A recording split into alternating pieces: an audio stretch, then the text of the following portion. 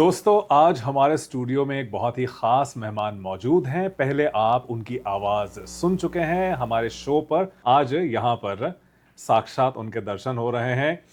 वैसे तो किसी तारुफ के मोहताज नहीं हैं, जाने-माने सहाफ़ी हैं। सहाफ़त की दुनिया से जिन लोगों का ताल्लुक़ है, उन्हें मालूम है सुशांत सिंह क्या शख्सियत हैं। लेकिन जो पहली बार आज हमारे शो पर जुड़ रहे हैं, मैं उनके लिए ये बता दूं, सुशांत सिंह जाने-माने जर्नलिस्ट हैं भारत के। आजकल येल यूनिवर्सिटी में आप पढ़ाते हैं, लेक्चरर हैं। इसके साथ-साथ सहाफ़त की दुनिया में भी उनका नाम है। कंसल्टिंग एडिटर है कैरावान मैगज़ीन के और दीगर पब्लिकेशंस में आपके मज़ामीन आए दिन छपते रहते हैं।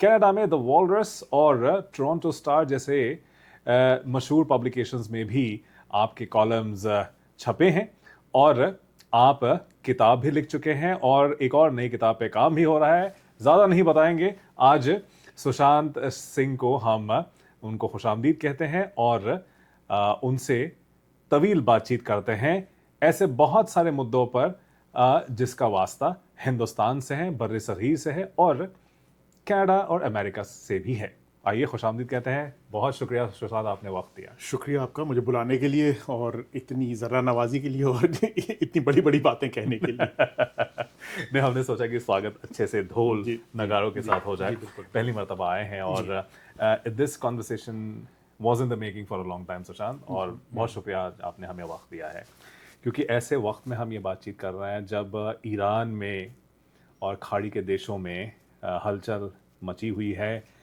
हालांकि खुले तौर पे जंग का ऐलान तो नहीं हुआ है, लेकिन हम तो कह ही सकते हैं कि ये जंग ही है, लर्जिश तो है ही। लोग बहुत मारे जा रहे हैं और तेल की कीमतें, उसी पे ज़्यादातर बातें होती हैं आजकल। हिंदुस्तान में, जो आपका भी मुल्क है, मेरा भी है, हिंदुस्तान में हमें ऐसा लगने लगा है कि जो एक उम्मीद थी मौजूदा सरकार से और जो ख्वाब दिखाए गए थे कि भाई हिंदुस्तान का डंका बज रहा है 2014 के बाद से, और हिंदुस्तान के हुकूक की बात मोदी साहब करते हैं, उनका सरकार करता है। क्या आपको मौजूदा सूरत हाल के मद्देनज़र लग रहा है कि ऐसा ही हो रहा है, डंका बज रहा है और हिंदुस्तानियों के हितों की रक्षा हो रही है? नहीं, देखिए वो तो साफ तौर पर दिख रहा है कि जो जो इस वक्त भारत का जो हाल है, हिंदुस्तान का जो हाल है, वो काफ़ी ख़राब है। और मैं तो यही कहूँगा कि 2014 में जब आप भी हिंदुस्तान में लिख रहे थे और जब हम भी लिख रहे थे, तो मोदी जी बोल रहे थे कि अच्छे दिन आने वाले हैं। तो अगर यही अच्छे दिन हैं तो देख लीजिए भाई क्या बुरे दिन शायद क्या होंगे, इसका हमको फिर अंदाज़ा लगाना चाहिए।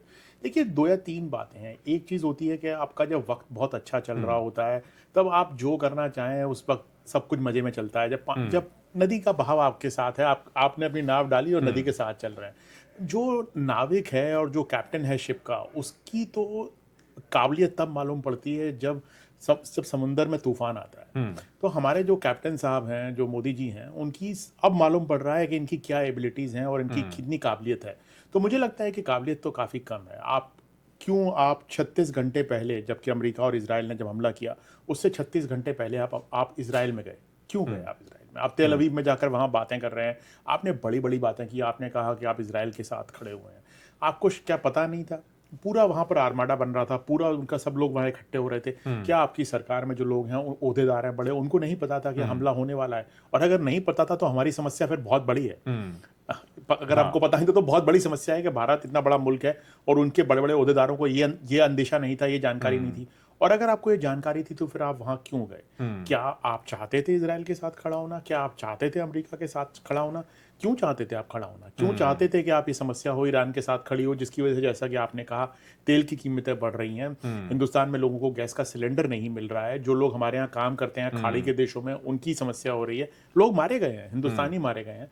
और लोग ये भूल जाते हैं कि जो शिप फेयरर्स हैं, जो जहाज़ पे चलते हैं, कमर्शियल शिपिंग में जाते हैं, उसमें भारतीय बहुत ज़्यादा हैं। उसमें हज़ारों लोग हैं भारत के, वो वहाँ फँसे हुए हैं, उनकी समस्या है। उसमें भी कुछ लोग मरे हैं, उन जहाज़ों के ऊपर भी। तो ये कई तरीके से हमको ये साफ दिखता है कि जो एक तो आप तैयार नहीं थे, कि जब जब बुरा वक्त आएगा तो हम उससे कैसे डील करेंगे।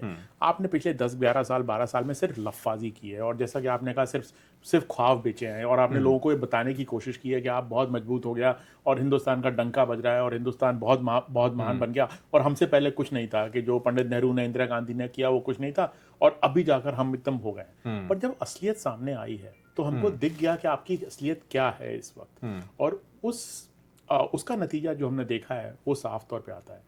एक और चीज़ बोलूँगा, लोग शायद भूल जाते हैं। देखिए 1971 में जब बांग्लादेश की लड़ाई हुई तो अमेरिका ने अपना एंटरप्राइज जहाज़ भेजा बंगाल की खाड़ी में, और इंदिरा गांधी पर दबाव बनाने के लिए। पर इंदिरा गांधी की सरकार पर तो दबाव नहीं आया, इंदिरा गांधी ने दबाव नहीं लिया उस चीज़ का, और वो उस टाइम की जो भारत की सरकार थी उन्होंने उसको हैंडल कर लिया। इस बार देखिए आप, लड़ाई के कुछ ही देर बाद अमेरिका की एक पनडुब्बी, एक न्यूक्लियर सबमरीन, एक ईरानियन जहाज को, वो कि जो ईरानियन जहाज जिसमें एक कैडेट्स थे जो कि हिंदुस्तान से जा रहे थे, उनको आपके बहुत ही नज़दीक मार के गिरा देती है, और आप उस बारे में आपकी चूं तक नहीं निकलती। आप मेंशन भी नहीं करते हैं स्टेटमेंट में, आप कंडोल भी नहीं करते हैं उन लोगों की डेथ। आप किस लेवल तक हैं? एक तरफ तो भारत का ट्रैक रिकॉर्ड ये है कि भारत बड़े बड़ी ताकतों के खिलाफ खड़ा हो सकता था। आज का आपका ट्रैक रिकॉर्ड है कि आप कहीं नहीं है। हिंदुस्तान, ना खाड़ी के देशों में कोई आपको पूछ रहा है, ना ईरान आपको पूछ रहा है, ना आपको अमेरिका पूछ रहा है, ना इजराइल पूछ रहा है, आपको कोई नहीं पूछ रहा है। आप बस 2-4 लोगों से बात करके ये कहने में लगे हुए हैं कि साहब युद्ध नहीं होना चाहिए। अरे ये तो हर कोई बोल रहा है लड़ाई नहीं होनी चाहिए। कि क्या हिंदुस्तान जैसे मुल्क की इतनी काबिलियत नहीं होनी चाहिए कि वो इन मुल्कों को बोल सके कि भाई चलिए सीज फायर कीजिए? क्या उसकी काबिलियत इतनी नहीं होनी चाहिए कि वो बाकी मुल्कों को साथ में लाए, ब्राज़ील को, चीन को, साउथ अफ्रीका को, बड़े जो बड़े इंडोनेशिया को साथ में लाए और बोले कि भाई रोकिए इनको। आप तो कुछ नहीं कर रहे हैं। ब्रिक्स की साइड से आप स्टेटमेंट नहीं इशू कर पाए हैं। आप ब्रिक्स के चेयर हैं, आप ब्रिक्स के अध्यक्ष हैं, आपका ब्रिक्स का स्टेटमेंट नहीं आ रहा है। आपको ये बोलने में डर लग रहा है कि अमेरिका और इजराइल ने ईरान पे हमला किया है, जो कि ईरान भी बोल रहा है और अमेरिका भी बोल रहा है, पर आपको ये बोलने में डर लग रहा है कि ईरान पर हमला हुआ है। और ईरान के साथ तो हमारी रिलेशनशिप बहुत सालों से अच्छी रही है। तो ये तो जो अभी जो घटा है उसको आप किसी भी तरीके से देख लीजिए, चाहे आप भारत जो भारत के अंदर रह रहे हैं उन पर देख लीजिए, जो भारतीय जहाज़ों पर है कमर्शियल शिपिंग में, जो भारतीय खाड़ी के देशों में है, जो बाकी जगह पर समस्या है, उसका नतीजा भारत के ऊपर और भारतीयों के ऊपर पूरी तरह से आ रहा है। और जो पूरी कहानी गढ़ी गई है, जो पूरा मिथक गढ़ा गया है पिछले 10-12 साल में, वो एक तरह से टूट गया है। वो शीशा हो या क्या हो, वो आखिर टूट ही जाता है, तो वो टूट गया है। इनका इमेज टूट गया है। लेकिन अगर हम हिंदुस्तान की मीडिया पे नजर मारें तो अभी भी लगता है कि जैसे 2014 में था वैसे ही चल रहा है। कोई बड़े मुद्दे हैं नहीं, बस डंका बज रहा है, और जो प्रधानमंत्री हैं उनको पूछे बगैर दुनिया के नेता फैसला ही नहीं लेते। तो एस जयशंकर साहब ने ही बोल दिया था, लेकिन उसी को आगे बढ़ाया जा रहा है। अभी भी इस तरह की बातें कही जाती हैं।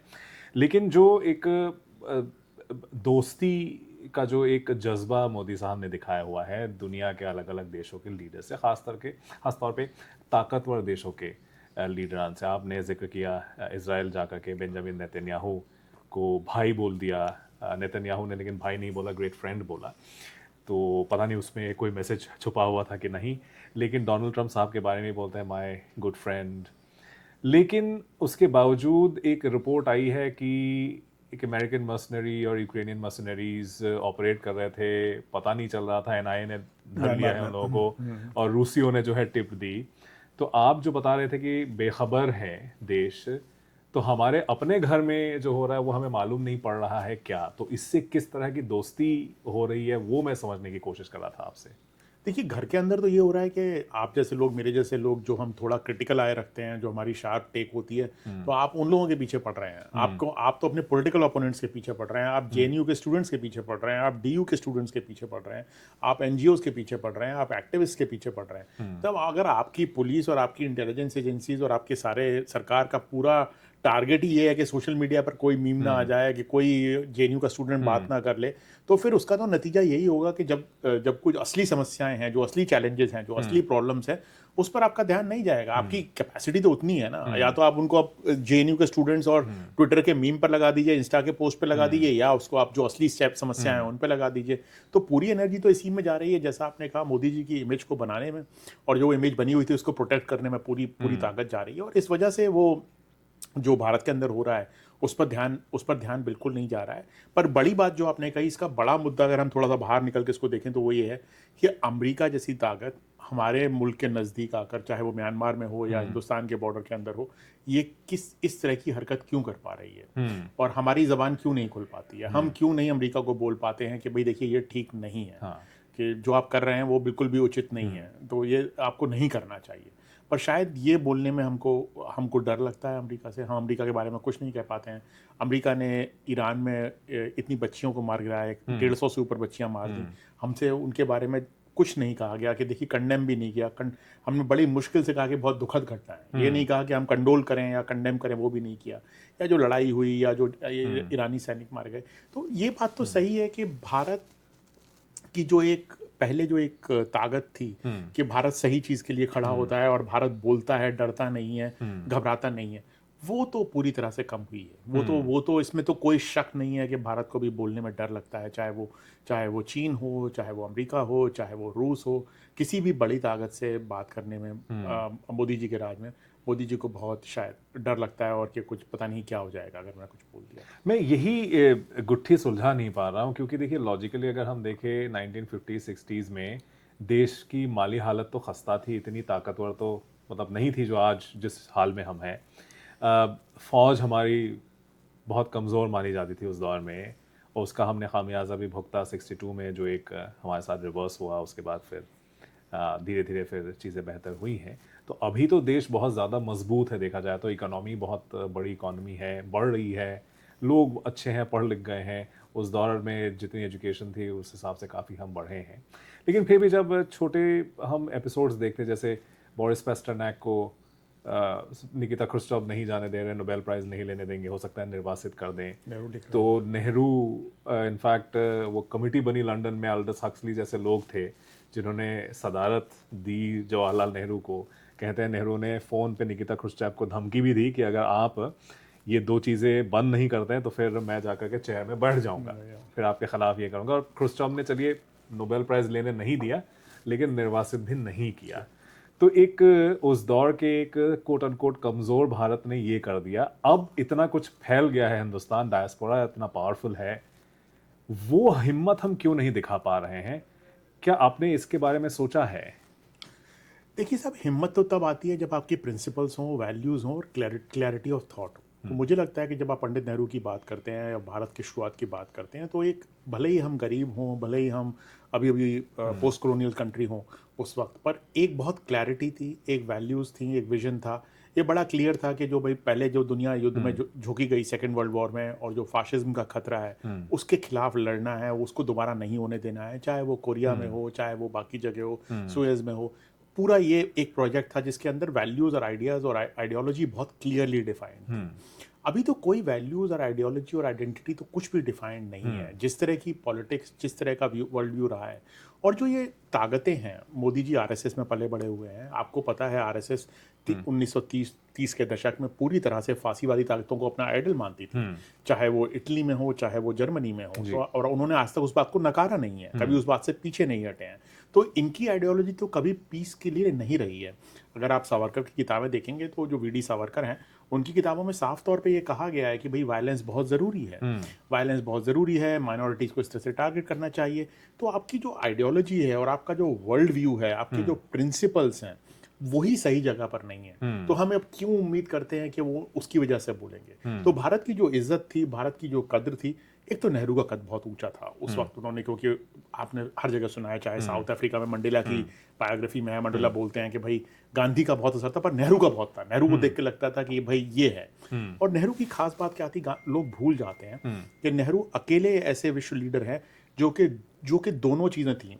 वो रेवोल्यूशनरी भी थे, फ्रीडम फाइटर भी थे, और उसके बाद वो नेशन बिल्डर भी थे, डेमोक्रेटिक नेशन बिल्डर। हाँ। ऐसा बहुत रेयर होता है कि कोई जो रेवोल्यूशनरी भी है वो डेमोक्रेटिक नेशन बिल्डर भी हो। हाँ। और दोनों पारियां बहुत बड़ी थी। तो नेहरू का जो ओधा था, पर्सोना था, पर्सनैलिटी थी, चाहे जॉन एफ कैनेडी उनके बारे में जो कह रहे हैं, बाकी लोग ख्रुश्चेव जैसा आपने एग्जाम्पल दिया कह रहे हैं, और दूसरा भारत की प्रिंसिपल्स और वैल्यूज़ और आइडियोलॉजीज बहुत क्लियरली डिफाइंड थी, कुछ गांधी की वजह से और कुछ नेहरू की वजह से। इस सरकार के अंदर कोई आइडियोलॉजी, कोई प्रिंसिपल्स डिफाइंड नहीं है। जो आइडियोलॉजी है भी, वो एक इस तरह की आइडियोलॉजी है जिसको कि ये पब्लिकली एक्सेप्ट भी नहीं कर सकते हैं। पब्लिकली एक्सेप्ट भी नहीं कर सकते हैं, पर चाहते भी हैं। तो आप देखें, ये नेतन्याहू जैसे लोगों के साथ खड़े हुए हैं, ये ट्रम्प जैसे लोगों के साथ खड़े हुए हैं।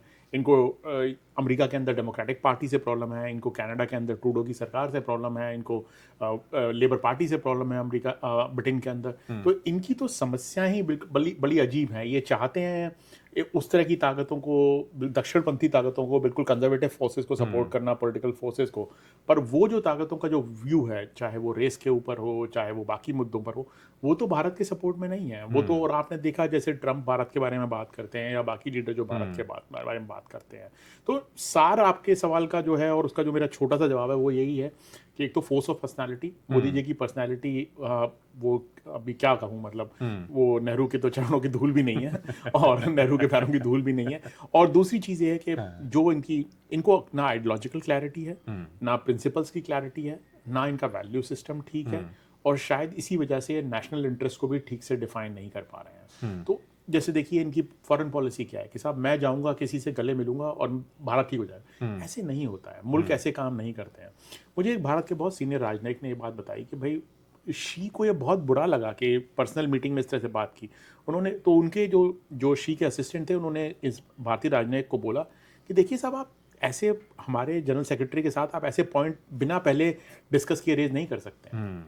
ये नहीं होता है कि आप मिल रहे हैं और आपने जाके पॉइंट रेज कर दिया कि, और कि भाई शी ऐसा नहीं कर सकते हैं, भाई वो ऐसा नहीं होता है। पर यहाँ पर क्या लगता है कि हम जाके किसी से गले मिल लेंगे तो हो जाएगा, हम कोई बड़ा G20 का तमाशा ऑर्गेनाइज कर देंगे तो हम विश्वगुरु बन जाएंगे, और मैंने बोल दिया कि हम विश्वगुरु हैं तो पूरी दुनिया मान लेगी विश्वगुरु है।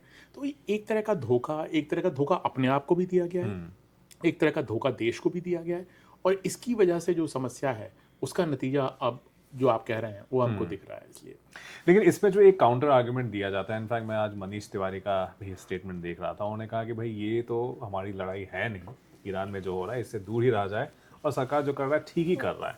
मतलब वो मानसिकता सही है कि हमें जाके इस बखेड़े में पड़ना नहीं है। यही और उनकी हिमायत करने वाले मोदी साहब की या भारतीय जनता पार्टी की हिमायत करने वाले लोग भी कहते हैं कि देखिए ठीक है, भावनाएं अपनी जगह ठीक है, आपको बोलना चाहिए, फ़लस्तीनियंस के हक़ के बारे में बोलना चाहिए, ईरानियंस के बारे में बोलना चाहिए, दुनिया में हर कोई मज़लूम तबका है उसके बारे में बात करनी चाहिए। लेकिन क्या आपके पास इतनी क़ुव्वत है कि आप लोहा ले सके? अगर अमेरिका आपके मुखालिफ हो जाए तो क्या आप प्रतिरोध कर पाएंगे? क्या आप टिक पाएंगे मार्केट में? तो ये एक काउंटर आर्गुमेंट मैं तो इस आर्गुमेंट का पहला तो मैं जवाब ये दूंगा कि ऐसा बात नहीं है कि भारत इस लड़ाई से बाहर बैठा हुआ है। भारत पूरी तरह से इजराइल और अमेरिका के साथ है इस लड़ाई के अंदर। तो जो भी लोग बोलते हैं कि भारत ने किसी का भी साथ नहीं लिया और भारत दूर है, भारत दूर नहीं है। भारत ने जो स्टेटमेंट इशू किए हैं, भारत ने जो बातचीत की है, भारत ने जिस तरीके से काम किया है, मोदी जी ने अभी भी जो वो कर रहे हैं, वो तो ईरान की सपोर्ट में तो कुछ नहीं आया। आप तो पूरी तरह से इजराइल और अमेरिका के साथ हैं। तो ये पहला तो यहीं पर ये बात गलत हो जाती है कि भारत इससे बाहर बैठा हुआ है। भारत बाहर नहीं बैठा हुआ है, भारत ने एक साइड चूज की है, और हमारा कहना है कि भारत ने जो साइड चूज की है वो गलत तरीके से चूज की है। और जहां तक लोगों का कहना है कि इसका असर नहीं पड़ रहा है, क्यों नहीं पड़ रहा है? गैस सिलेंडर के लिए हाहाकार मचा हुआ है हिंदुस्तान के अंदर, क्यों नहीं असर पड़ रहा है? लोगों की नौकरियों पर खतरा है, लोगों की जिंदगियों पर खतरा है, फैक्ट्री बंद हो गई हैं, एक्सपोर्ट नहीं हो रहा है, आपकी इकॉनमी बिल्कुल ध्वस्त हो जाएगी। भाई भारत के तो राइज के लिए बहुत जरूरी था कि इस तरह की लड़ाई ना हो। इसका मतलब ये नहीं है कि आप जाकर ट्रंप को थप्पड़ मार दें। हम में से कोई ये नहीं कहता है कि आप मोदी जी जाएं और ट्रंप को थप्पड़ मार दें, पर जैसे बाकी मुल्क भी तो चीजें बोल रहे हैं, ब्राजील भी तो बोल रहा है, अभी साउथ अफ्रीका भी तो बोल रहा है, भाई बांग्लादेश जैसे मुल्क भी, छोटे छोटे मुल्क भी बोल रहे हैं, भाई चीन भी बोल रहा है। आप 140 करोड़ का मुल्क है, आपकी बहुत ताकत है, आप ऐसा नहीं है, आप कोई तवाऊ आइलैंड तो नहीं है ना जहाँ पर 10,000 लोग रह रहे हैं। भाई आप हिंदुस्तान हैं, आप हिंदुस्तान के प्रधानमंत्री हैं, और आपका वजन है, और जैसा कि आपने कहा कि पहले इसके मुकाबले ज्यादा वजन है। अगर आप आज बोलेंगे तो लोग सुनेंगे, और आप सही बात तो कहेंगे ना। अगर कहीं पर बच्चियां मारी जा रही हैं तो आप बोलेंगे ना गलत है। अगर इजराइल ने और अमेरिका ने युद्ध चालू किया है तो आप बोलेंगे भाई ये युद्ध किसी के लिए भी विश्व के हित में नहीं है। आप सिर्फ ये तो नहीं कह सकते कि साहब ऑयल प्राइसेस बढ़ गई, ये ठीक नहीं है, कि ईरान ने कतार के गैस फील्ड पे हमला कर दिया, वो ठीक नहीं है। आप देखिए इस तरह की बात हो रही है, इस तरह की बात। आप तो ये नहीं बोलते कि उससे पहले ईरान के ऊपर भी तो इजराइल ने हमला किया। कम से कम सच तो बोलिए और सही चीज बोलिए। मुझे नहीं लगता कि चाहे वो मनीष तिवारी हो, चाहे वो शशि थरूर हो, वो जिस तरह की भी बात कर रहे हैं उससे कोई भी फायदा इस तरह की बात का होगा। और वो एक बिल्कुल ही गलत तरीके से उन्होंने इस बात को कहा है। मैं ये आपसे जानना चाह रहा था कि जैसे इज़राइल के हक में उसकी तायीद में खड़ा हो गया भारत। भारत ने कोई स्टेटमेंट जारी नहीं किया है। ये आपको लगता है, बहुत लोग कहते हैं कि भाई ये कायरता है। कायरता है क्योंकि आप हमेशा जो ताकतवर है उसी के साथ खड़े हो रहे हैं, जो कमज़ोर है उसके हक में आप नहीं खड़े हो पा रहे हैं। क्या ये वही है या ये एक नज़रियाती फैसला है, एक आइडियोलॉजिकल मूव है? क्योंकि बहुत बार ये उन पे इल्ज़ाम लगता है कि जो मुसलमान हैं उसके ख़िलाफ़ हैं, इसीलिए भाई अगर मुसलमानों की अक्सरियत वाला कोई देश है तो वहाँ हम नहीं सपोर्ट करेंगे उतना। क्या ये भी एक वजह है? देखिए, कायरता तो मैं शायद नहीं बोलूँगा, क्योंकि इज़राइल तो अमेरिका नहीं है। इज़राइल अगर अगर इज़राइल के ऊपर अमेरिका का हाथ ना हो तो इज़राइल तो 4 घंटे नहीं रह सकता है। तो कायरता तो शायद नहीं है, क्योंकि इज़राइल इतना मजबूत नहीं है। पर मुझे लगता है कि एक तरह का फ़ैसिनेशन है, जो कि भारत के हिंदू राइट के अंदर आरएसएस, बीजेपी, भारतीय जनसंघ और जो उनका पूरा संघ परिवार है, उसके अंदर एक फ़ैसिनेशन रहा है इज़राइल के लिए कि हम क्यों ना इज़राइल जैसे बन जाएँ, हम क्यों ना इज़राइल की तरह हो जाएँ। और एक तरह की गलतफहमी है फ़लस्तीन के बारे में, गाज़ा के बारे में। लगता है कि फ़लस्तीनी सिर्फ मुसलमान हैं, जबकि ऐसा तो नहीं है। ये बिल्कुल समझ ही नहीं है इस बात की, और उसकी कोई हिस्टोरिकल समझ नहीं है। तो ये जो फैक्टर है आइडियोलॉजिकल, और एक फ़ैसिनेशन, और एक जो इस्लामोफोबिक बिहेवियर है, एंटी मुस्लिम बिहेवियर है, उसको उस वजह से इज़राइल के साथ आइडेंटिफाई करने की और इज़राइल के साथ पूरी तरह से जुड़ने की एक कोशिश है। और ये भी एक विडंबना है कि जो आइडियोलॉजी 1930 के दशक में फासीवाद को अपनी आइडियोलॉजी मानती थी, वो 2020 तक आते आते ज़ायनिज़्म को अपनी आइडियोलॉजी से जोड़ रही है। मतलब ये भी एक अलग ही विडंबना है, और एक अलग ही तरह का कॉन्ट्रडिक्शन है, और अलग तरह का पैराडॉक्स है एक्चुअली, कि ये जो हो रहा है। तो हाँ, इज़राइल के साथ एक फैसिनेशन है। एक इज़राइल की एक इमेज है कि साहब बड़े बोल्ड हैं और बड़ा एग्रेसिवली काम कर देते हैं। पर ये समझने की ज़रूरत है साहब, इज़राइल के बगल में किसी और मुल्क के पास न्यूक्लियर हथियार नहीं है। भारत के 2 पड़ोसियों के पास न्यूक्लियर हथियार है, पाकिस्तान के पास और चीन के पास। और पाकिस्तान फ़िलिस्तीन नहीं है। पाकिस्तान एक बहुत बड़ा मुल्क है, और चीन भी सऊदी अरेबिया नहीं है, चीन भी बहुत बड़ा मुल्क है। आपकी समस्याएं दूसरा इजराइल बहुत छोटा कंट्री है। इजराइल की सपोर्ट अमेरिका की वजह से चलती है। आप एक बहुत बड़े मुल्क हैं, आप एक बहुत डाइवर्स कंट्री है। आप तो नहीं चाहते कि आप पूरी तरह से ये बन जाएं कि सिर्फ ये हिंदुओं का मुल्क है, और जो दुनिया में जहां भी जो हिंदू हैं वो सब ऑटोमेटिकली इंडियन हो जाएंगे। और इजराइल के अंदर भी तो अलग तरह की समस्याएं हैं, डेमोक्रेटिक समस्याएं हैं। कहने को तो वो डेमोक्रेसी है, पर लिबरल डेमोक्रेसी तो नहीं है। ना वोटिंग राइट्स हैं लोगों के पास, ना इक्वल राइट्स हैं लोगों के पास। एक अजीब तरह का मुल्क है, और मुझे नहीं लगता कि भारत में किसी को भी ये ड्रीम रखना चाहिए कि हम इजराइल जैसे क्यों नहीं हो सकते। बल्कि मुझे लगेगा कि बहुत ही खराब दिन है जब हमें ये सोचना पड़े कि हम इजराइल जैसे क्यों नहीं हो सकते। भारत एक अनोखा मुल्क है, हमारी अपनी डाइवर्सिटी है, लैंग्वेज की, रिलीजन की, कल्चर की, ईटिंग हैबिट्स की, रेस की, कलर की, स्किन की, हर तरह की। और हमें उस डाइवर्सिटी को एक्सेप्ट करके उस डाइवर्सिटी के साथ हमें आगे बढ़ना है। हमें कोई एक बिल्कुल ही एक संकुचित लिमिटेड आइडेंटिटी के साथ तो हम आगे नहीं बढ़ सकते हैं, जिस तरह की आइडेंटिटी इजराइल के अंदर है। वैसे गोलवालकर का बड़ा वो उनका जो लिखा हुआ है बड़ा मशहूर है। जब यहूदियों पे अत्याचार हो रहा था, उन्होंने कहा था कि ये हिंदुस्तान में हिंदुओं को सीखना चाहिए, we should learn and profit by. Exactly, that's 1930s का। बिल्कुल। और उसके बाद जब इजराइल बन गया तो फिर उनको लगा अरे ये तो मुसलमानों को खदेड़ दिया। तो अब ये सही मॉडल है। मुझे लगता है कि उसी टाइम पे इनफैक्ट हैरिस में शायद एक मजमून भी छपा था, जिसमें 1950 और 60 के दशक में बॉम्बे कॉन्सुलेट में बार जाकर ये लोग दोस्ती, और वो इजराइल के रूलर्स कह रहे हैं कि भाई ये पागल है, इतने इस्लामोफोबिक हैं, इनसे बात नहीं करनी है, इनको दूर रखो, ये बहुत बड़े पागल हैं। वो उस हैरिस में छपा था। मुझे 2 साल हो गए तकरीबन, मुझे याद। लेकिन फिर वही आप देखिए कि अब जैसे क्रिस्टोफ याफ्रेलोट ने किताब लिखी थी, Narendra Modi and the rise of ethnic democracy in India, उसमें फिर वही इजराइल मॉडल पे चल रहा है, एथनिक लाइंस पे जो है एक नेशनलिज्म और उसके बेसिस पे नेशन का बनना। तो वो साफ तौर पे मतलब उन्होंने कहा है कि मतलब दिख रहा है, स्कॉलर्स तुझे देख ही रहे हैं। हाँ जी, क्रिस्टोफ के हम लोग पेरिस में थे, मैं क्रिस्टोफ मेरे बहुत अच्छे दोस्त हैं, और मैं उनके साथ एक किताब एडिट भी कर रहा हूँ। तो मैं कई बार पेरिस जाता हूँ, और हमने सिद्धार्थ वरदराजन ने क्रिस्टोफ से बात की थी पेरिस में, और मैं साथ ही में था वहाँ पर उस वक्त। और क्रिस्टोफ ने साफ कहा कि आरएसएस की शुरुआत और हिंदू राइट की शुरुआत इंडिया में फासिस्ट फोर्सेस को एमुलेट करते हुई थी, पर जो मॉडर्न हिंदुत्व फोर्सेस हैं और जो आइडियोलॉजी है वो पूरी तरह से अपने आप को जायनिस्ट पे मॉडल करती है। तो ये बात बिल्कुल सही है, क्रिस्टोफ ने ये बात कही है।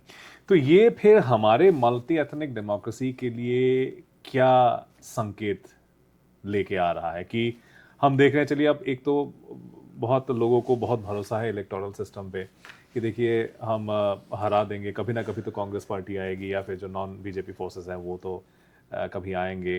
बहुत लोग मायूस भी जो हो जाते हैं, वो बोलते हैं कि कभी आ नहीं पाएंगे शायद, या फिर आ भी गए तो फिर चीज़ों को बदल नहीं पाएंगे शायद, क्योंकि हमारे माशरे में जो है ये सारी चीज़ें अब बैठ गई हैं। एक पूरा नया जनरेशन खड़ा हो गया है जिसने शायद 2014 के हिंदुस्तान को उसने ज़्यादा समझा भी नहीं है, बहुत लोगों को याद भी नहीं होगा, बहुत लोगों ने देखा ही नहीं है 2014 में जो पैदा हुआ आज 12-13 साल का नौजवान हो गया है, बच्चा तो चलिए हो ही गया, टीनेजर हो ही गया है।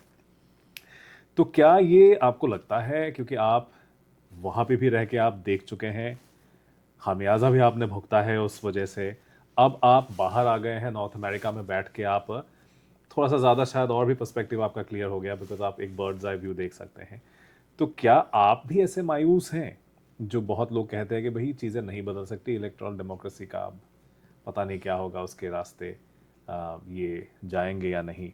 मैं मतलब ये नहीं कह रहा हूँ कि मतलब जाएं, मैं बस कह रहा हूँ कि बहुत लोग नाउम्मीद हो जाते हैं as somebody who writes on India देख रहे हैं। क्या आपको भी वो मायूसी होती है या उम्मीद है? क्या वो फैज की लाइन क्या है, दिल ना ना नाउम्मीद तो नहीं है, नाकामी तो है, तो वो लंबी है गम की शाम मगर शाम तो है। मैं आपको बताऊंगा कि मेरा क्या कारण है उम्मीद का। एक तो जो फैज की बात है वो दोनों लाइनें बहुत अच्छी हैं। मेरी उम्मीद का सबसे बड़ा कारण है, और आप तो हिस्टोरियन हैं तो आप इस बात को समझेंगे और आपने इस पर काफ़ी लिखा भी है। भारत की जो स्थिति थी, हिंदुस्तान की जो स्थिति थी 1945, 46, 47 में, अभी भी आज का भारत उस स्थिति में तो नहीं पहुंचा है। जिस तरह का कम्युनल पोलराइजेशन, जिस तरह की किलिंग, जिस तरह का सेपरेटिज्म, जिस तरह का मूवमेंट ऑफ पॉपुलेशन हुआ, जिस तरह से लोग एक दूसरे के खून के प्यासे थे, बच्चों से लेके सब मारे जा रहे थे सड़क पे, वही हिंदुस्तान नेहरू के अंडर में रिकवर करके 5 से 6 साल के अंदर पूरी तरह से नॉर्मल सेकुलर हिंदुस्तान बन जाता है। तो मेरा हमेशा मानना है कि अभी भी हम उस स्थिति पर नहीं है जहां भारत 45, 46, 47 में था, जब चाहे वो कलकत्ता की किलिंग्स हो, चाहे वो बिहार का राइट्स हो, चाहे वो जम्मू का राइट्स हो, चाहे हैदराबाद में जो हुआ, जो भी हर जगह हुआ जी। अगर भारत वहाँ से रिकवर करके इस तरह का मुल्क बन सकता है, जिस तरह के मुल्क में मैं और आप पैदा हुए, हमारे माँ बाप जिसमें पैदा हुए, उन्होंने अपनी ज़िंदगी जी, जिस तरह का मुल्क हमने देखा हमारे बचपन में और हम जिसमें पले बड़े, तो मेरा मानना है कि ऐसा बिल्कुल पॉसिबल है कि हम फिर भी फ्यूचर बेटर कर सकते हैं। मेरा मानना है कि ऐसा कोई समाज नहीं है कि जो कि नहीं सुधर सकता। मैं ये नहीं मानता कि हमारी सोसाइटी ऐसी है कि जो बिल्कुल सुधर ही नहीं सकती क्योंकि उन्होंने इसको पॉइजन कर दिया है। समस्या बड़ी है, समस्या विकट है, बट होप है क्योंकि हमारे पास हिंदुस्तान का ही एग्जाम्पल है 1945-46 का। वरना 1947 में भारत को तो उसी वक्त बिल्कुल एथनो नेशनल स्टेट बन जाना चाहिए था। उस तो कोई कारण ही नहीं था, पर आपने उस चीज से रिकवर कर पाया। आप उस पार्टीशन से, आप उस पॉपुलेशन माइग्रेशन से, आप उस किलिंग से, आप उस ट्रॉमा से, साइकोलॉजिकल सोशल ट्रॉमा से आप रिकवर कर पाए। तो मेरा मानना है कि रिकवरी तो, होप तो मेरे लिए उस कारण है। क्या इलेक्टोरल रूट से ही रास्ता मिलेगा?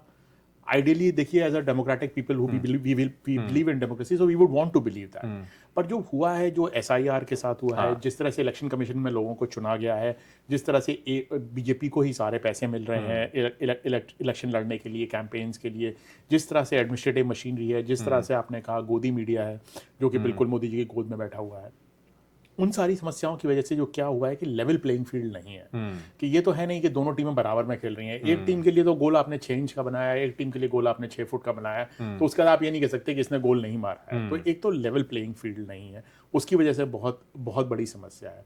दूसरा, इसको इस तरह से देखा जा सकता है कि एक बड़े वरिष्ठ पत्रकार ने मुझे ये चीज़ कही कि 2014 और 2019 में मोदी जी अपने दम पर चुनाव जीत सकते थे, फ्री एंड फेयर इलेक्शन। 2024 में वो नहीं जीत सकते थे। जब उन्होंने कोशिश भी की इतना मैनिपुलेट करने के बाद इलेक्शन कमीशन, तब भी 240 पर आए। और अब जो एसआईआर और बाकी चीज़ों के साथ हो रहा है, वो हमको साफ तौर पर दर्शाता है कि मोदी जी की अपने दम पर चुनाव जीतने की काबिलियत नहीं है। भारत का गोदी मीडिया और भारत के उनके समर्थक कुछ भी कहें, और ये हमको साफ दिखता है। इसीलिए फ्री एंड फेयर इलेक्शन की अब बात नहीं हो रही है। तो ये एक समस्या है कि हमारा रास्ता कहाँ से निकलेगा। या तो ये होगा कि अवाम इस हद तक वोट करेगी कि ये अनलेवल प्लेइंग फील्ड में भी ऑपोजिशन, ऐसा बहुत जगह पे हुआ है। और अगर वो नहीं होता है और जनता बहुत नाराज़ होती है, अवाम बहुत गुस्से में आती है, अवाम खड़ी हो जाती है सड़क पे, तो मुझे पता नहीं। पर मुझे I would personally want it to be a democratic means of removal. I would personally want it to be a peaceful means of removal, because that is the way society should be. Violence, जो गांधी ने कहा भाई violence और लड़ाई तो कभी किसी समाज को अच्छा नहीं करती है, वो तो समाज को नीचे लेके जाती है। इंफॉर्मेशन एक बहुत बड़ा जरिया होता है और बड़ी ताकत होती है लोगों को कंट्रोल करने के लिए, सिस्टम को काबू करने के लिए, और वही जो है हम देख रहे हैं कि वो बाहर निकल के आ नहीं पा रहा है। मैं इसमें एक मिसाल दूंगा, जो आपने हाल में कैरावान में वो मजमून लिखा, जनरल एम नरवाने की किताब का आपने एक्सक्लूसिव लिख दिया, जिससे पार्लियामेंट में हंगामा हो गया। राहुल गांधी साहब बोलना चाह रहे थे, बोल नहीं पाए, आप ही के आर्टिकल से कोट करना चाह रहे थे, नहीं कर पाए। उसके बाद कहीं से उन्होंने उसका एक हार्ड कवर किताब भी उन्होंने दिखा दिया पार्लियामेंट के बाहर। उस पर फिर सरकार ने बोला कि भाई ये तो पब्लिश ही नहीं हुआ है। राजनाथ सिंह ने आके बोला कि ये पब्लिश नहीं हुआ है कभी भी। फिर पेंगुइन पब्लिशर्स हैं, उन्होंने भी एक बड़ा ही कंफ्यूजिंग किस्म का उन्होंने स्टेटमेंट दिया। बहुत लोगों ने चैलेंज कर दिया कि भाई ये तो बाहर मिल रहा था। तो अब उसके बाद एक खबर छपी शायद इंडियन एक्सप्रेस में कि सरकार सोच रही है कि जो रिटायर्ड हो जाएंगे लोग फिर 20 साल बाद तक कुछ बोल नहीं पाएंगे। उसके बाद उसको वापस भी ले लिया गया जब हम हंगामा हुआ। लेकिन कोशिश पुरजोर हो रही है कि इंफॉर्मेशन को बाहर आने ना दिया जाए, ऐसा समझ में आ रहा है। आपने गोदी मीडिया का जिक्र किया, वो इंफॉर्मेशन देता नहीं है, बल्कि उस पर इल्ज़ाम यह है कि वो गुमराह कर रहा है लोगों को। तो फिर इस सूरत हाल में फिर जो आपने मुझे वो जवाब दिया, मैं दोबारा चाहूँगा आप उस पर सोचें एक बार, और फिर आप मुझे बताएं कि आपको वाकई में लगता है कि ये इंफॉर्मेशन जो नहीं आ पा रहा है उससे पब्लिक कैसे इन्फॉर्म्ड होगी और फिर उसका नज़रिया कैसे बदलेगा? दो चीज़ें हैं। एक, मैं आपकी बात इससे बिल्कुल इत्तेफाक रखता हूँ कि जो इन्फॉर्मेशन है, जो मीडिया का रोल है अकाउंटेबिलिटी का, इन्फॉर्मेशन शेयरिंग का, पब्लिक डिबेट का, उसमें जो भारत का मीडिया है, बिग मीडिया है, वो पूरी तरह से फेल हो गया है। और वो बल्कि एक प्रोपेगेंडिस्ट है सरकार का, एक पर्टिकुलर आइडियोलॉजी का, एक पर्टिकुलर तरह की कैपिटल का। तो उसका कोई उसमें रोल नहीं है। पर दो या तीन चीज़ें हैं जो मैं बोलूँगा जिसकी वजह से मुझे लगता है कि शायद कुछ चीज़ें हो सकती हैं। एक है कि भारत के अंदर अभी भी कुछ इंडिपेंडेंट मीडिया है। हम कैरावान है, आप जैसे लोग लिखते हैं, वायर है, स्क्रोल है, न्यूज़ लॉन्ड्री है, अंग्रेजी के अंदर ही न्यूज़ मिनट है, लोकल बहुत रवीश है, यूट्यूब चैनल है रवीश की, ध्रुव राठी की यूट्यूब चैनल है, बहुत सारे ऐसे यूट्यूब चैनल्स हैं। लोग अब बाकी लोग भी लिख रहे हैं, छोटे छोटे लोग हैं वो लिख रहे हैं। सोशल मीडिया है, सोशल मीडिया पे जिस तरह की मॉकिंग आपने देखी है मोदी जी के पिछले 1-2-3 महीने के अंदर, जिस तरह से वहाँ पर नैरेटिव आता है, जिस तरह से वहाँ पे फैक्ट आता है, तो आप एक तरह से सरप्राइज हो जाएंगे। कि मैं अपना एक घर का एग्जांपल देता हूँ। मेरे father in law retired doctor हैं, वो पहले टीवी देखते थे, पर अब पिछले 3-4 साल से सिर्फ यूट्यूब चैनल देखते हैं। तो लोगों ने अपने अपने रास्ते चुन लिए हैं देखने के लिए। और 2024 में भी, जबकि गोदी मीडिया गोदी ही था, मोदी जी की तो 240 सीटें ही आई, मोदी जी की मेजोरिटी तो नहीं आई। तो मेरा मानना है कि इन सब चीज़ों की वजह से शायद जनता को हेल्प मिलेगी, पर सबसे ज़्यादा हेल्प मिलेगी जनता आपके अपने एक्सपीरियंस से। देखिए, अब जैसे गैस की किल्लत है या बाकी किल्लत है, अब 2016-17 वाला बात नहीं है कि यार मोदी तो अभी प्रधानमंत्री बने हैं 2014 में, अभी ये क्या कर लेते, ये तो नेहरू जी का किया हुआ है या मनमोहन सिंह का किया हुआ है। अब जो हो रहा है ना, उस पर ये सरकार भाग के ये नहीं कह सकती कि सब पिछले वालों ने कर दिया, हम क्या करें अभी। अब सारा ब्लेम इनके ऊपर है कि आपने क्या किया। तो मुझे लगता है कि जो लोगों का खुद का एक्सपीरियंस होगा, जो लोगों की खुद की समस्याएं हैं, वो उसकी वजह से लोग अपने आप को या तो इंडिविजुअली या मोबिलाइज करके या बाकी चीज़ों की तरह जो छोटा मीडिया है बाकी लोगों के साथ जाकर उस पर हेल्प करेंगे। Ideally, I would like you. I would want to have a free and fair media, which does the roles of holding people in power to account, which has public debate, which informs the people and society at large. But मुझे नहीं लगता कि भारत का media, गोदी media, वो करने की काबिलियत रखता है या वो करना चाहता है। वो पूरी तरह से कैपिटलिस्ट और पॉलिटिकल पावर का कैदी है और एक पर्टिकुलर आइडियोलॉजी का कैदी है, और उनसे हमें उम्मीद भी नहीं रखनी चाहिए। जो भी चेंज आएगा वो गोदी मीडिया के बावजूद आएगा, उनकी वजह से नहीं आएगा। लेकिन ये अपने आप में बड़ी एक त्रासदी है नहीं, क्योंकि टेक्नोलॉजिकली देखिए, कैपिटल के हिसाब से देखिए, मीडिया इतना ताकतवर कभी नहीं था भारत की हिस्ट्री में। बड़े बड़े टेलीविज़न चैनल्स बन गए, बड़े बड़े उनके इंस्ट्रूमेंट्स है, इक्विपमेंट है, बेहतरीन प्रोडक्शन होता है। मैं तो ये कहता हूँ, मतलब जब मैं वो सास बहू वाले सीरियल्स भी मैं याद करता हूँ अर्ली 2000 में भी, उनका प्रोडक्शन देखिए, जो किस तरह की वो नए नए वो तकनीकें वो ला रहे थे, वो तो बहुत ज़्यादा एडवांस था। पाकिस्तान का अभी भी मीडिया वहाँ तक पहुँच नहीं पाया जहाँ पे इंडियन मीडिया पहुँच गया है। फिर भी इस तरह का जो हम कोलैप्स देख रहे हैं, बहुत बार मैं भी कहता हूँ we see a collapse of the Hindu mind, कि अब उसका जो है वो उस तरह की वो थिंकिंग के शायद काबिल ही नहीं रहा है। उसने या फिर वो आलस की वजह से हो, जो भी हो, जिस तरह की मैं चीज़ें मीडिया में देखता हूँ, ज्योतिषी को बुला करके पूछा जा रहा है कि ईरान की जंग में क्या होगा, नरेंद्र मोदी राहुल गांधी प्राइम मिनिस्टर बनेंगे नहीं बनेंगे, एक बड़े इंग्लिश लैंग्वेज टेलीविजन चैनल ने अपना जो कॉन्क्लेव किया उसमें एक सेलिब्रिटी एस्ट्रोलॉजर को बुला करके उन्होंने बोला कि उन्हें उनकी राशि बता नहीं रही है कि वो कभी प्राइम मिनिस्टर बन पाएंगे। तो ये क्या आपको वाकई लगता है कि मोदी साहब का ताबेदार हो गया है इसीलिए क्योंकि उसकी कोई मजबूरी है फाइनेंशियल, या वो नजरियाती तौर पे कमिटेड आइडियोलॉजिकली है इस हिंदुत्व प्रोजेक्ट में, इसलिए इस तरह का कवरेज हो रहा है? मैं आपको पहले तो एस्ट्रोलॉजी की एक बात बताता हूँ कि हाँ। 250 एस्ट्रोलॉजर इंडिया से दुबई में थे, हाँ। यूएई में थे, दुबई में, अबू धाबी में, मुझे याद नहीं आ रहा, और लड़ाई से पहले वहाँ उनका कॉन्क्लेव था और लड़ाई शुरू हो गई और वो लोग वहाँ से वापस नहीं आ पाए। तो एस्ट्रोलॉजी की हालत तो ये है। दूसरी बात ये है कि भारत के मीडिया का जो ABCD पर जो मूवमेंट हुआ वो करीब मोदी जी के आने से बहुत पहले शुरू हो गया था, 2000 के दशक में शुरू हो गया था। ABCD से मेरा मतलब है एस्ट्रोलॉजी, बॉलीवुड, क्रिकेट और डिवोशन। ये पहले से ही शुरू हो गया था। जहां तक आपने बात की मीडिया का क्या था, देखिए भारत की मीडिया पर जो मैंने बात की जफर लोग के साथ, जो हमारी बुक है वो इसी पर है। मीडिया के अंदर स्ट्रक्चरल वीकनेसेस हिंदुस्तान के मीडिया में थी। स्ट्रक्चरल वीकनेसेस कई प्रकार की थी। ओनरशिप की प्रॉब्लम थी, बिजनेस मॉडल की प्रॉब्लम थी। आप एडवर्टाइजिंग पे डिपेंडेंट थे, 70% एडवर्टाइजिंग आपका सरकार से आता था। आपकी बिजनेस की प्रॉब्लम थी, आपका बिजनेस ओनर्स आपके एक पर्टिकुलर तरह की क्लास से आते थे।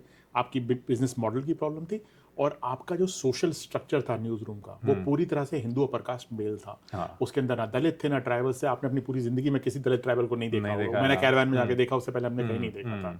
आपने महिलाओं को भी एडिटर नहीं बनने दिया, अभी बहुत कम बनी है, उससे पहले एडिटर नहीं है। आप काम कर लीजिए। ज्योति मल्होत्रा है शायद ट्रिब्यून की एडिटर और है, सीमा है, और एक न्यू इंडियन एक्सप्रेस में है, फ्रंट लाइन में है। अभी वैष्णव रॉय है फ्रंट लाइन में। 4-5 प्रोग्रेसिव लोग हैं। पर मेरा कहना ये है कि जो एक तरह का आपने बैरियर लगा रखा था कि आप रिपोर्टर बन सकती हैं या एंकर बन सकते हैं, पर आप ऊपर आप जाकर लीडरशिप पोजीशन में नहीं जा सकते।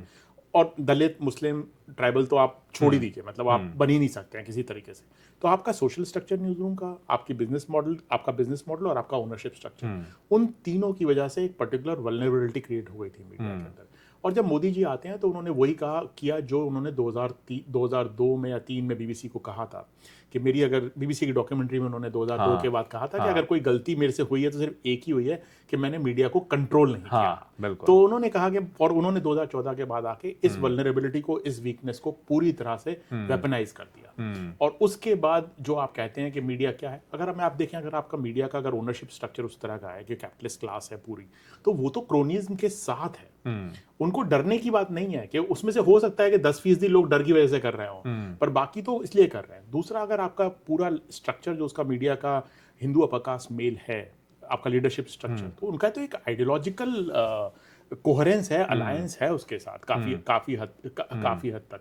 और तीसरा, अगर आप बिजनेस के तौर पर भी उसको चला रहे हैं तो आपकी डिपेंडेंसी है सरकार के ऊपर। सरकार आपके एडवर्टाइजमेंट, आपकी पूरी तरह से एडवर्टाइजमेंट बंद कर देगी। तो वो तीनों कारण पूरी तरह से, उन तीनों कारणों की वजह से जुड़ते हैं। जो हमारा मानना है कि मीडिया अपने आप पावर के खिलाफ खड़ा होना चाहिए, बोलना चाहिए, तो वो तो कुछ गिने चुने लोग हैं। तो एक स्ट्रक्चरल वीकनेसेस थी, उन स्ट्रक्चरल वीकनेसेस को आके मोदी जी ने एक्सप्लॉइट किया, और उसकी वजह से जो हम मीडिया की हालत देखते हैं वो मीडिया की हालत हुई है। पर मेरा ये भी मानना है कि मैं हिंदुस्तान में रहता हूँ, आप भी जाते होंगे, मैं भी काफ़ी महीने रहता हूँ, जब जाता हूँ बीच में, तो हिंदुस्तानी मीडिया की इज्जत कम हुई है। हिंदुस्तान के अंदर ही कम हुई है, आवाम के अंदर ही कम हुई है। लोग ज़्यादा यूट्यूब पर जाकर चीज़ें देखते हैं। हिंदी और रीजनल लैंग्वेजेस में तो बल्कि लोग शायद पढ़ ही नहीं रहे हैं, वो तो पूरी तरह से सिर्फ चीज़ें सुन रहे हैं या देख रहे हैं। अंग्रेजी में कुछ लोग पढ़ रहे होंगे, पर वहाँ पर भी अखबारों की क्रेडिबिलिटी वगैरह तो बहुत डाउन हुई है। टेलीविजन चैनल्स की बहुत बुरी हालत है, वो कुछ, पर ये फिर भी मीडिया, क्योंकि उसका लोगों को लगता है कि वो खबर देख रहे हैं या खबर पढ़ रहे हैं, सुन रहे हैं, तो वो अफेक्ट तो बिल्कुल करता है। पर जो आपका सवाल था कि क्या वो आइडियोलॉजिकल कारणों से है, क्या वो कैपिटल की वजह से है, क्या वो डर की वजह से है, ये सारे कारण हैं। और स्ट्रक्चरल वीकनेसेस थी जिनको कि मोदी जी ने एक्सप्लॉइट किया है। हमको ये नहीं समझना चाहिए कि सिर्फ वो सब डर की वजह से है या सिर्फ कोई बिजनेस इंटरेस्ट की वजह से है। उसमें बहुत सारे कारण हैं। लेकिन इसमें अगर मीडिया की बात हम करें, एक पब्लिशिंग, वो भी एक फैक्टर है, वो भी एक चीज़ है जिस पे बहुत बार नज़र जाती नहीं है। जो मैं बड़े पब्लिशर्स का देख रहा हूँ, आपने भी किताबें लिखी है, मैंने भी लिखी है, और मैंने तो ऐसे इदारे में लिखी है जो आजकल सिर्फ राइट विंग किताबें लिखने में मशहूर है, शायद बदनाम भी है उस वजह से। लेकिन अब इसी तरह की किताबें लिखी जा रही हैं, पब्लिशिंग बिल्कुल। और लिट फेस्ट में भी वैसे ही लोग जा रहे हैं। मतलब जैसे एक री इमेजिनेशन ऑफ हिंदू पास्ट या glorification of a Hindu past जो है हम देख रहे हैं अलग अलग तरीके से, चाहे वो पॉलिटिकल साइंस की किताबें हों, चाहे वो हिस्ट्री वाले, पॉपुलर हिस्ट्री बहुत चल रहा है आजकल, हर एक के बायोग्राफीज लिखे जा रहे हैं जिसमें जो है वो महान आत्माएं सारे के सारे हैं जो हिंदू थे, बाकी मुसलमान है तो अच्छा हो ही नहीं सकते। वो ऐसी किताबें भी आ रही हैं लेकिन उनमें जो है एज विलन्स ही दिखाया जा रहा है।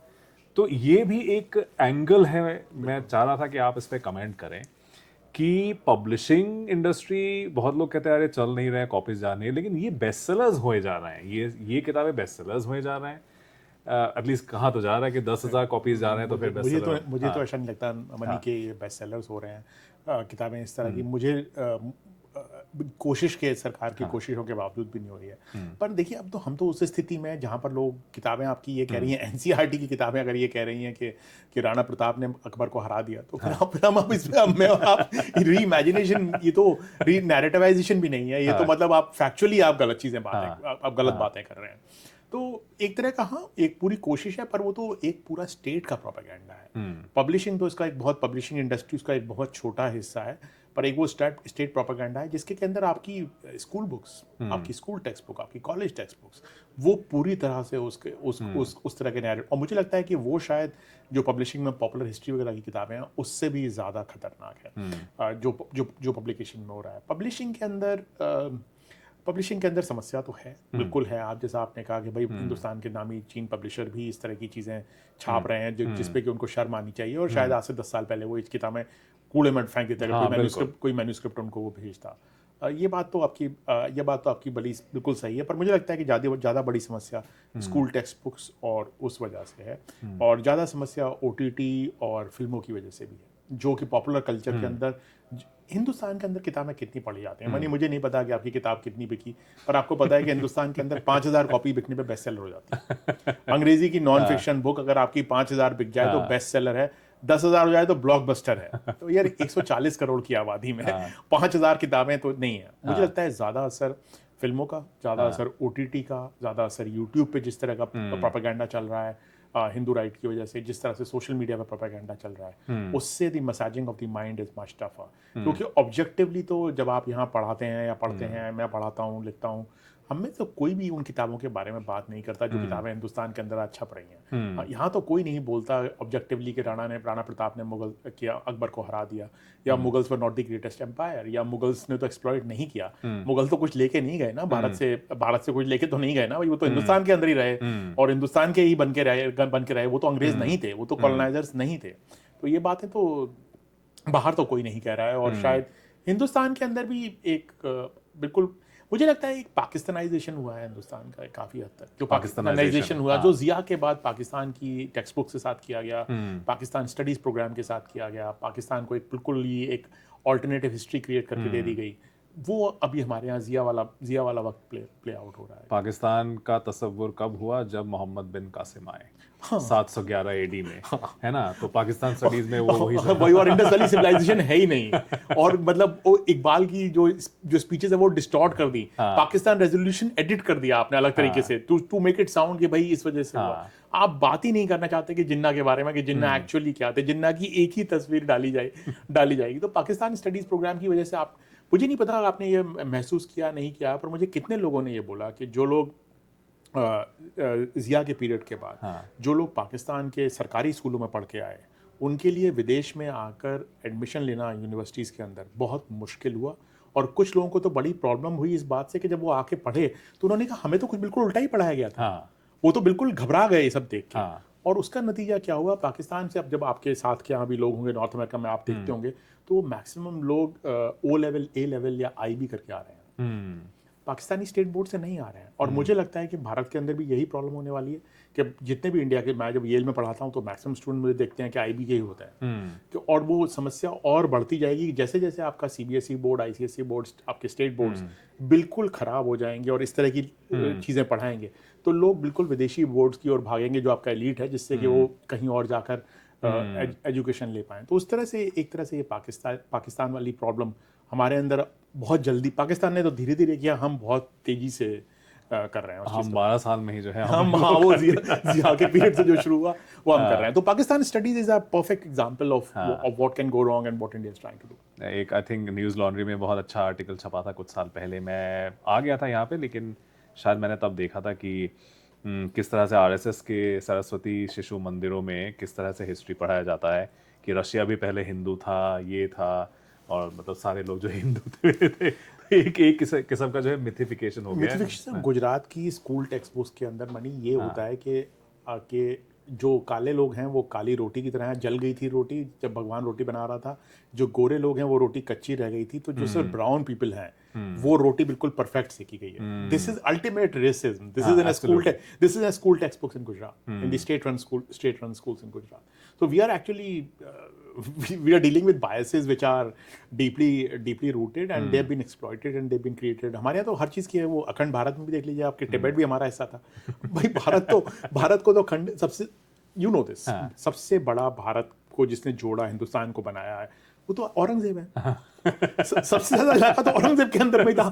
सबसे बड़ा तो एम्पायर तो औरंगजेब का ही था ना अशोका का उतना बड़ा था, ना कनिष्क का उतना बड़ा था, ना चंद्रगुप्त का उतना बड़ा था, ना अकबर का उतना बड़ा था। सबसे बड़ा था औरंगजेब का था। और आप तो औरंगजेब को तो आप बिल्कुल ही एक तरह से जानी दुश्मन मानते हैं अपना, और आप तो एक्नॉलेज करने को तैयार नहीं। या फिर ब्रिटिश के अंडर में था। India was never a kind of a geographical entity as such. और वो जिस तरह की अभी कि तिब्बत भी हमारा हिस्सा था और थाईलैंड भी हमारा हिस्सा था और सब हमारा ही था। तो ब्रिटिश इंडियन एम्पायर का ही जो है वो मैप, आरएसएस का जो भारत माता वाला उनका जो मैप होता है अखंड भारत वाला, वो एक्चुअली ब्रिटिश इंडियन एम्पायर है जो हम देखते हैं लार्जली। उसके अंदर तिब्बत भी है। उसका तिब्बत तो कभी भी ब्रिटिश एम्पायर का हिस्सा नहीं था। उसके अंदर तिब्बत है, उसके अंदर श्रीलंका है, उसके अंदर पूरा साउथ ईस्ट एशिया का भी है, साउथ ईस्ट एशिया का भी है, और उनके अजीबोगरीब नाम है। तिब्बत का नाम कोई त्रिद्वीप और something, you know, and because I wrote an essay on this in foreign policy many years back, 7-8 years back. So I do remember that this is quite a crazy thing. और इसमें मतलब बहुत डुप्लिसिटी है। RSS headquarters में भी इसका map है, और जो मुरल में लगाया पार्लियामेंट के अंदर, और बहुत डुप्लिसिटी है। अगर आप ज्यादा प्रेस करेंगे तो बोलेंगे नहीं हमारा तो एक कल्चरल इमेजिनेशन। कल्चरल ऑर्गेनाइजेशन, हमारा एक कल्चरल इमेजिनेशन है, जबकि वो है प्रॉपर जियोपॉलिटिकल इमेजिनेशन, पर आप उसको कल्चरल इमेजिनेशन की तरफ सारी उम्र पॉलिटिक्स के, उसके बाद हम तो संस्कृति के ध्वजावाहक है। क्या कह सकते। लेकिन आपने बहुत अहम नुक्ता एक छेड़ा जिसपे मैं चाह रहा था कि आप कमेंट करें, क्योंकि आज हम ये बात कर रहे हैं जब धुरंधर 2 रिलीज हुई है, और ये कहा जा रहा है, मतलब जिस तरह से वो रिव्यूज देखे जा रहे हैं कि मतलब ऐसा मूवी किसी ने बनाया ही नहीं है।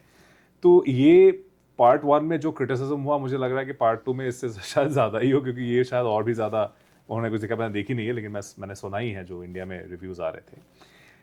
तो आप धुरंधर और पाकिस्तान, ये जैसे आपने दोनों चीज़ों का आपने जिक्र किया, फिल्म इन पाकिस्तान, वो बहुत चल रहा है आजकल, और धुरंधर फिल्म में अब शायद मुझे जो समझ में आया कि भारत जैसा बनना चाह रहा है वैसा दिखाया गया है।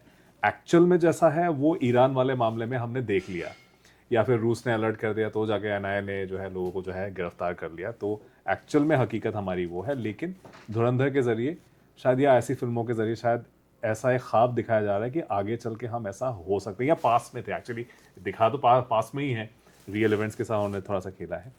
तो आपने बोला कि इट इज़ वेरी विशियस और ये लॉन्ग टर्म हो सकता है। तो मैं चाह रहा था कि आप थोड़ी सी वजाहत करें इस बारे में कि वाई डू यू थिंक, और if you think at all, Dhurandhar और films like that are problematic. अगर नहीं है तो क्यों नहीं है, और है तो क्यों है? नहीं, प्रॉब्लमेटिक तो बिल्कुल है भाई, चाहे वो धुरंधर हो या कश्मीर फाइल्स हो या केरला फाइल्स हो, या इस तरह की जो भी फिल्में बनाई गई हैं। मैंने धुरंधर नहीं देखी है, ना मेरा इरादा है देखने का, ना मैं धुरंधर 2 देखने का मेरा कोई इरादा है। पर फिल्म्स पूरी तरह से प्रॉब्लमैटिक हैं। 2-3 आपको डेटा पॉइंट दूंगा, जस्ट आप ये समझिए कि धुरंधर जैसी फिल्म भी, जो कि बहुत बड़ी फिल्म है, उसकी टोटल व्यूअरशिप इंडिया में 3 से 3.5 करोड़ होती है, जो इंडिया की सबसे बड़ी फिल्म होती है। तो 3 से 3.5 करोड़ 150 करोड़ की आबादी में बहुत कम पॉपुलेशन होती है, पर उसका जो असर है पॉपुलर कल्चर पे और मास मीडिया के थ्रू, चाहे वो टेलीविजन के थ्रू, ओटीटीज के थ्रू, न्यूज़ के थ्रू और प्रोपेगेंडा के थ्रू जैसे फैलता है वर्ड ऑफ माउथ से, उसकी वजह से एक नैरेटिवाइजेशन हो जाता है और एक तरह की ऑल्टरनेट हिस्ट्री क्रिएट हो जाती है। जैसा कि हमने पहले कहा कि भाई राणा प्रताप ने अकबर को हरा दिया वाली, ये वो वाली कहानी कहानी हो रही है। राणा प्रताप ने अकबर को हरा दिया, demonetisation was a master stroke, या कुछ मतलब जो भी इस तरह की बेवकूफ़ी की बातें हैं। और उन्होंने पहली धुरंधर 1 और व्हाटएवर इट वाज कॉल्ड, उसमें उन्होंने बड़ा क्लेवरली कहा कि it's a mixture of fact and fiction. भाई ऐसा कैसे हो सकता है कि it can be both fact and fiction at the same time? You can't choose your facts and then you can't choose your fiction. So it is a kind of a weird dream sequence जो I think जो जो हिंदुत्ववादी forces हैं, जो मोदी भक्त हैं, उनका एक ड्रीम विजुअलाइजेशन है पिछले 10-12 साल का, और उस ड्रीम विजुअलाइजेशन को फैंटेसी है, इट्स अ फैंटेसी मूवी। और उस फैंटेसी मूवी अगर उसमें सिर्फ अली बाबा और 40 चोर वगैरह होते तो शायद इतनी मुश्किल ना होती, पर क्योंकि उस फैंटेसी के पॉलिटिकल कॉन्सिक्वेंसेज हैं, उस फैंटेसी के सोशल कॉन्सिक्वेंसेज हैं इंडिया के अंदर, और उस फैंटेसी के जियो पोलिटिकल कॉन्सिक्वेंसेज हैं, वो जो कि लोग भूल जाते हैं। जब आप इस तरह से पाकिस्तान का पोर्ट्रेल करते हैं ना, वो इस तरह से एक पॉपुलर नैरेटिव क्रिएट करते हैं, जब अगली बार कोई समस्या होती है तो बहुत ज़्यादा प्रेशर होता है हिंदुस्तान के ऊपर और हिंदुस्तान की लीडरशिप के ऊपर कि वो पाकिस्तान पे हमला करे, पाकिस्तान पे मिलिट्री अटैक करे। और जैसे कि मैंने पहले कहा, पाकिस्तान के पास भी न्यूक्लियर हथियार है। पाकिस्तान कोई बहुत छोटा मुल्क नहीं है। पाकिस्तान की बाकी समस्याएं हो सकती हैं, पर उनकी फौज तो मजबूत है ना, फौज तो प्रोफेशनल है, फौज के पास, उनके उस मुल्क के पास न्यूक्लियर हथियार है। तो मुझे जो डर लगता है कि इस तरह का माहौल क्रिएट करने से, इस तरह का मिथक गढ़ने से कि मोदी जी बहुत महान है और वो बहुत ताकतवर हैं और हम पाकिस्तान को बिल्कुल नेस्तनाबूद कर देंगे और ख़त्म कर देंगे, उसकी वजह से हमारे लिए ये समस्या होती है कि हम एक बहुत ही डेंजरस मोड़ पर आ सकते हैं, बहुत ही डेंजरस कॉन्सिक्वेंसेज की तरफ जा सकते हैं, जहाँ पर बहुत जल्दी एस्केलेशन हो सकता है दो न्यूक्लियर पावर्स के बीच में। ये सोचना कि हम हरा देंगे, देखिए साहब, रूस यूक्रेन को नहीं हरा पाया ना भाई, इसराइल और अमेरिका मिलकर ईरान को हरा नहीं पाए हैं। मतलब भले ही वो कुछ भी बोले, इतना आसान नहीं होता है हराना। पर इस तरह की प्रोपेगेंडा से, इस तरह की फैंटेसी से आप लोगों के दिमाग में एक गलत फहमी पैदा कर देते हैं, गलत विचार डाल देते हैं कि जाइए पाकिस्तान पर हमला कर दीजिए, पाकिस्तान तो घटिया मुल्क है, छोटा मुल्क है और वो बिल्कुल टूट जाएगा, खत्म हो जाएगा। ऐसा नहीं होता है, और वो न्यूक्लियर संपन्न देश है और इसकी वजह से बहुत समस्या हो सकती है। आखिर में सुशांत ये बताइए कि आपने देखा, क्योंकि हम कनाडा में हैं और कनाडा में हमारी सरकार जो है, भारत की सरकार के साथ जो है ताल्लुकात बेहतर करने की पुरजोर कोशिशें कर रही हैं। High commissioner of India Dinesh Patnaik साहब ने इसी हफ्ते हमारे साथ एक्सक्लूसिव गुफ्तगू में ये बात कही है कि नरेंद्र मोदी साहब अब जल्द ही आने वाले हैं कनाडा। अब मार्कानी साहब हुआए भारत, वहाँ पर जो भी हासिल किया नहीं किया, लेकिन यहाँ पर उनके मुखालिफ हैं जो कह रहे थे कि भाई आप वहाँ गए, पंजाब क्यों नहीं गए, या आपको जाना भी चाहिए था, क्योंकि यहाँ पे एक तबका है जो नाखुश है कि कनाडा भारत के साथ रिलेशंस बेहतर कर रहा है, क्योंकि वो कहते हैं कि वो प्रदीप निज्जर वाला जो कांड हुआ उसमें भारत का हाथ है, उनको लगता है, या जो भी है। अमेरिका में हमने एक एग्जाम्पल देख लिया है। क्या आपको लगता है कि आप अमेरिका से देख रहे हैं कनाडा को, अमेरिका में भी बहुत सारी चीज़ें हो रही हैं, क्या आपको लगता है कि इस रिलेशनशिप का एक अच्छा फ्यूचर है? भारत के साथ ट्रूडो साहब के टाइम पे बहुत ख़राब हो गया, लेकिन अब बेहतरी की तरफ जा रहे हैं, बहुत कुछ सोचा जा रहा है दोनों तरफ से, लेकिन आपको क्या लगता है कि ये कार्नी के लिए एक पॉलिटिकल चैलेंज हो सकता है, साथ ही साथ मोदी साहब के लिए भी एक पॉलिटिकल चैलेंज हो सकता है? हाँ देखिए, एक तरफ तो बेहतरी की तरफ तो जा रहे हैं, संबंधों को इम्प्रूव करने की कोशिश है, ट्रेड टाइज को, एक इकोनॉमिक टाइज को, चाहे वो गैस के लिए हो, न्यूक्लियर पावर के लिए हो वगैरह, वो काफ़ी चीज़ों के अंदर कोशिश है। क्लियरली मार्क कार्नी की पॉलिटिक्स और जो थिंकिंग है वो काफ़ी डिफरेंट है ट्रूडो साहब से, और अनीता आनंद की तो बिल्कुल ही डिफरेंट है ट्रूडो साहब से। तो वो तो एक जो आपने कहा कि दोनों साइड से एक कोशिश है कि इस बात को बिल्कुल साइड में कर दिया जाए जो हुआ पिछले कुछ सालों में, और उसको साइड में हटाकर उसके बारे में बात ना करें और हम इस बारे में बात करें। पर जैसा कि हमने देखा, जैसे ही इनके एक अधिकारी ने कहा कि कुछ नहीं होगा, भारत कुछ नहीं करता है, इमीडिएटली अगले दिन खबर छप गई कि देखिए साहब ये नाम है, फलां फलां कॉन्सुलेट में रॉ के ये थे, फलां इनका नाम है जो डिप्लोमेट थे। तो मेरा जो आपने कहा, यहाँ समस्या यही होगी कि डोमेस्टिक पॉलिटिक्स जो है यहाँ पर कनाडा के अंदर, और जो डोमेस्टिक पॉलिटिक्स हिंदुस्तान के अंदर है, वो कभी भी इन रिलेशनशिप के जो आपकी अपस्विंग है उसको हाल डाउन कर सकती है। क्योंकि लिबरल पार्टी को भी तो वोट चाहिए कनाडा के अंदर, उनका एक पर्टिकुलर वोट बेस है। अगर वो वोट बेस नहीं होगा तो लिबरल पार्टी की जो मेजॉरिटी है वो तो नहीं आएगी। और अगर आप लोगों को ये दिखाने की कोशिश करेंगे कि भाई नहीं हम आपके खिलाफ हैं, तो लोगों के पास ऑल्टरनेटिव हमेशा होते हैं। लिबरल पार्टी ट्रूडो से पहले तीसरे नंबर पर ऑलमोस्ट आई गई थी, बहुत बुरी हालत में थी, और वो बड़ी मुश्किल से दोबारा उठ के आई है। तो हमारा ये मानना कि कोई लिबरल पार्टी ऐसे ही चलती रहेगी और समस्या नहीं होगी, तो एक तो आई थिंक पार्टी की तरफ से प्रेशर आएगा कि हमारा एक सपोर्ट बेस है, हम उसको कर रहे हैं। और दूसरा, जो जिस तरह की आपने मुझे बताया कि जो जिस तरह की क्रिमिनलिटी, एक्सटॉर्शन और बाकी समस्याएं लोकल कम्युनिटीज़ के अंदर हो रही हैं जी, तो उन लोकल कम्युनिटीज़ के अंदर उन समस्याओं की वजह से जो हमारी उन लोकल कम्युनिटीज़ के अंदर जो समस्याएं हो रही हैं, उन समस्याओं की वजह से भी थोड़ा दबाव आ सकता है कार्नी साहब के अंदर ऊपर। और हिंदुस्तान के अंदर भी उसी तरह की समस्या है कि अगर कुछ होता है और कुछ बात होती है, यहाँ पर कुछ होता है तो उसका असर वहाँ पड़ सकता है, पंजाब के चुनाव की वजह से कोई असर पड़ सकता है।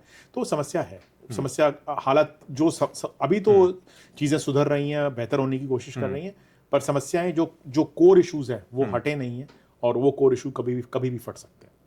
सुशांत सिंह, बहुत शुक्रिया, आपने अपना कीमती वक्त हमें दिया और आकर स्टूडियो में आपने हमारे साथ बड़ी तवील गुफ्तगू हुई है आपके साथ। बहुत शुक्रिया टाइम देने के लिए, और उम्मीद करते हैं आगे भी हम आपके साथ इसी तरह से बातचीत कर पाएंगे। बहुत बहुत शुक्रिया मनी, मुझे बुलाने के लिए और मुझे वक्त देने के लिए, चाय पिलाने के लिए और इतनी अच्छी बात करने के लिए, चाय पे चर्चा की हमने। बहुत शुक्रिया। आपकी किताब जब आ जाएगी, अगर आप आइएगा तो फिर हम उस पर भी आप बात करेंगे। Thank you so much. Thank you. Lovely speaking. Lovely speaking.